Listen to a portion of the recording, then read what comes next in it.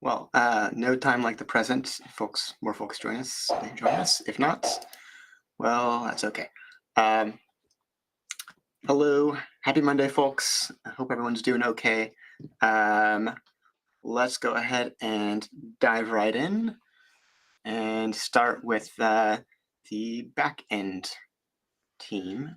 Who's repping the back end team? Yeah, that's me. So I keep forgetting to bold my name every single Monday. Thank you, um, Eric. anyway, so last week we released Synapse 1.97. Highlights there are that support for async uploads. Thank you, Summer Evans at Beeper, for persisting with that work. That has now unblocked us announcing support for Matrix Spec 1.7. Which doesn't mean now that at least on the development branch, Synapse now supports spec versions 1.7, 1.8, and 1.9 all at once, which is quite exciting. And yeah, otherwise we're just continuing with bug fixes and small performance tweaks and the like this week. Yeah, that's us.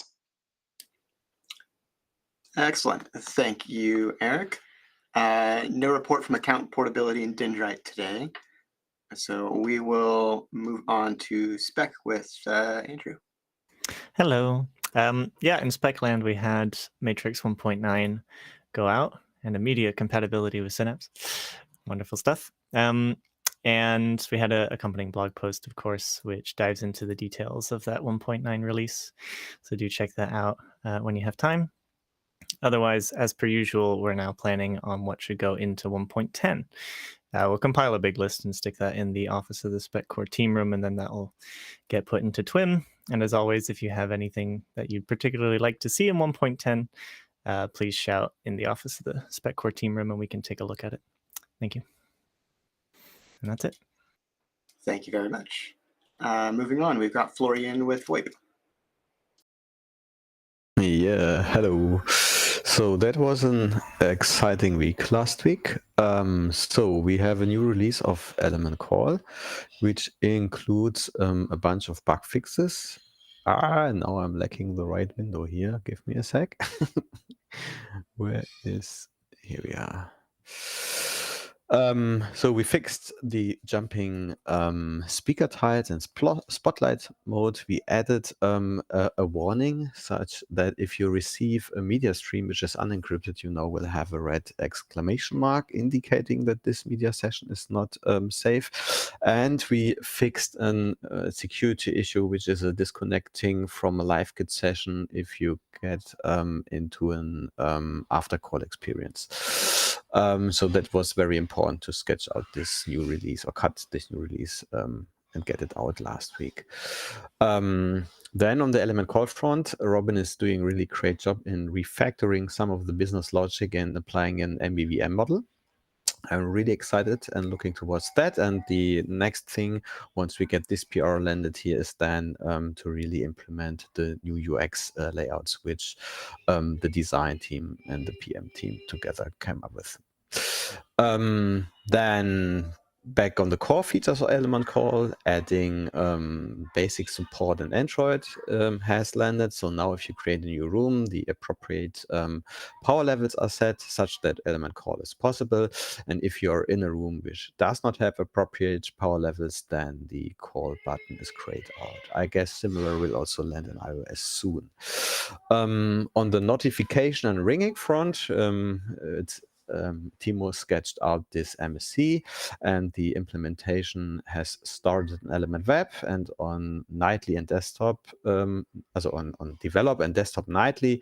You can also have Element Call as first-class citizen, including notification as ringing, also in DMs, which is pretty cool.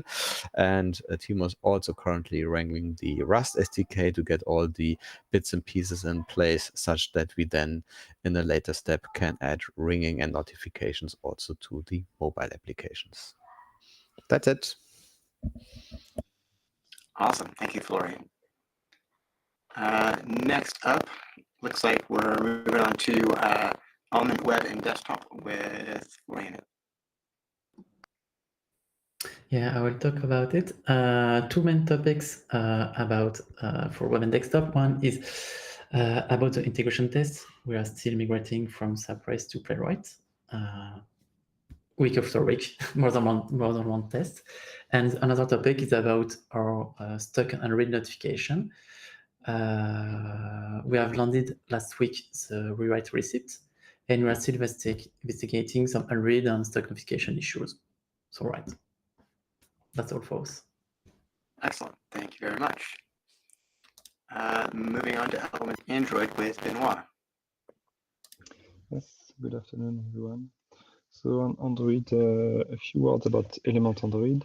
So we've made a release which is in production since last week. It mainly contains bug fixes. And also we have worked on two different subjects. So the first one is adding a mobile device management support. So it's a way for companies to configure the application through the MDM system, which is a way to handle a park of devices. So with this, the app is now able to use a different home server by default, for instance. So it can help collaborators to set up their account more easily.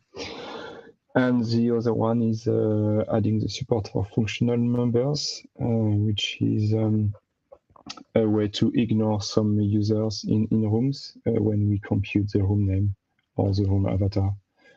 So it helps to ignore, for instance, the admin board or the audit board when we compute the name for the direct rooms. And so once the two prerequisites will be merged, we may decide to do a release, to just release those two things in the stores. And regarding ElementX, we also made a release, which is in production. It mainly contains bug fixes, no new big features. And we are also now loading the room list incrementally using REST SDK API. So instead of loading all the room lists, we load them page per page. So it's again, it's faster to display the room list at cold start. And what else? We are working on mentions. So there have been some changes on the rich text editor library. So some pull requests, some pending pull requests to merge and to integrate into ElementX. We also added a new button to start a DM from a room member page. So it will be, all of that will be in the next release. It's not included in the previous release. We will also resume the work on poll history. And on my side, I'm working on a new setting to disable room invite, to disable notifications for room invite. So I made my first pull request on the REST project. And last thing, yeah, I don't know if I mentioned it last week, but we are now rendering the read receipt for state events, and also we are computed aggregated with read receipt for the state event when they are collapsed. And last but not least, we now have a code coverage metric of more than 67%, so also making some progress on this. That's all for me. Thank you. Excellent. Thank you very much. Moving on to Element iOS and Element X iOS with Doug. Hello. So on our side, last week, we released version 1.11.5 on TestFlight, and that should be available on the App Store today of the regular iOS app. And it includes support for the latest rich text editor version and a fix for we were missing some notifications when you got a room invite. So it's a small release, but it's there. Then Element X was mainly a week of bug fixes for us. We had some issues handling voice messages that were generated by some bridges, so that's now fixed. We were missing avatars when forwarding a message, so that's fixed and makes it a lot easier. We've added the same button as Android to start a DM or open your existing DM with a room member. We replaced, we had 3 different ways of styling our form component, and we've replaced all of those now with a single one from Compound. and some timeline preparation has been going on ready for the poll history feature to begin. So I think the other thing that's interesting to call out is that for both Element X projects, we had the local lazy project like restricted, so you translated required to request access for translations. That's now been reverted, and so anyone can contribute to translations. French and German, we're still restricting to professional translations or internal ones, so we won't approve those, but all other languages, it should be much easier to get on board and start translating. So yeah, and that's it. Excellent. Excellent. Thank you, Doug. Moving on to Rust SDK with Manu. Yeah, hello. So yeah, Rust engineers are off right now, so that will be me sharing what the team did last week. So yeah, the first good news is key backup is merged, so we have all the features, and it's documented and tested. So that means we were able to merge the working branch into main. So now Element X applications will use the main branch of Git. And yeah, a cool feature that was added is key restoration by key. So instead of restoring your key backup as a single operation that can take 30 minutes or more for large accounts, now we will resume keys once we need it. So that will be fast. Excuse me. So still on the crypto side, we fix UTDs that came from logging that created weirdness. We landed the Polystory API so that Element X will be able to display them. And we are making some improvement on read receipts. And there was a refactor from Kevin on the notification settings to make the API just easier to digest for everyone. This week we will test key backup in live, so we may need some help from the crypto team to go into bugs if we face to him in Element X apps. And we will continue to work on read receipt and unread computation, which is a bit hard with metrics. And that's it on the SDK side. Excellent. Thank you very much. Looks like nothing from encryption bridges this week, but just a moment if somebody wants to give voice to those. Okay. Moving on to identity and authentication with Juan. Hey everyone. So last week, one of the things I want to highlight is that we did changes to the MSCs that is about issuer discovery. So how your client knows who is the issuer for a particular home server. The gist of it is that instead of having a field in the well-known /matrix/client document, it's now a proper CS API, which should solve a bunch of issues of in some cases where the clients need to know the issuer and haven't gone through well-known discovery, basically. So client developer, please look at this. Starting to check if we're not doing anything weird in there. Expect a Synapse implementation probably in the next few weeks.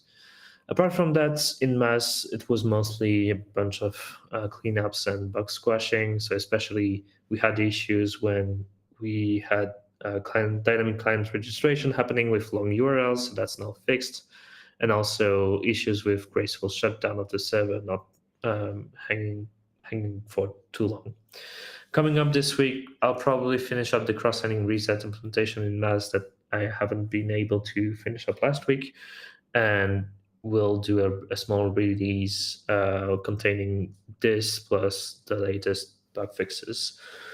And if I have time to do so, I'll start working a bit on the device authorization grant support in the off service. That's about it. Okay, thank you very much. Next, we have Tip on advocacy, who is unable to get to the mic again. Godspeed with the childcare options. So you can find Tib's update written in the notes. Moving along to my update. Last week, supporting event prep, meeting with Open Forum Europe and prospective partners. Speaking of Open Forum Europe, on Friday, the Cyber Resiliency Act was passed, crossed the latest milestone, and we're actually, at least from the perspective of the foundation, pretty happy with the changes that were made. So it's good news for open source foundations, or rather, it is not bad news for open source foundations, which is what a lot of the ecosystem was worried about. So huge thanks to Open Forum Europe and every other organization who was working on that, and Denise herself, one of our people working on policy. So thank you for your work on that. Was working on the roadmap for the foundation with Tib last week. Looking forward to carrying that forward this week. Last week, we also finally published the update that we are not bringing the Libre chat bridge back. Unfortunate situation, but I think a lot of people knew this was coming. It is not permanent insofar as if the foundation had the resources, we would definitely invest in bringing it back. But we don't right now, so that's for a better future. Built some consensus around the governing board revisions last week. So as a brief reminder, that's about adding some additional membership tiers to that to represent the ecosystem. That is pending a review by the full group of guardians, but very excited about that. One of the other changes there was also to make sure that we get to seat a whole set of the governing board when we do our first election next year. And again, that's for folks who've missed this, the governing board is a co-equal body of the foundation that doesn't have it binding power, but reviews priorities of the spec core team, reviews my budget, reviews major initiatives for the foundation. So basically, it's a way of getting ecosystem representation and community input on the activities of the foundation and the spec core team. So excited about getting that seated next year. And then last week also supported the spec core team retro, still getting my my sea legs there. Mostly I was just observing. So thanks team. And then, and of course, got the socials out for our latest release blog post. This week is a week of so many meetings. So I'm leaving a lot of slack for what I can actually get done this week. So billing and funding queue are things that I definitely will be catching up on this week. Digging deeper into the CRA. Have some updates that are a little overdue to the website, like getting our members listed and updating the membership page. And lastly, now that I have a sense that the governing board revisions are likely to get approved, finally getting a blog post prepared for that and the elections. Want to make sure everybody knows what they should be doing this month and early next year to start getting ready for that if they want to stand for election or just want to understand how the foundation's evolving. And that's all I've got on the foundation front. Thank you all. Great to see you. Wishing you an excellent rest of your Monday, and we'll see you next time.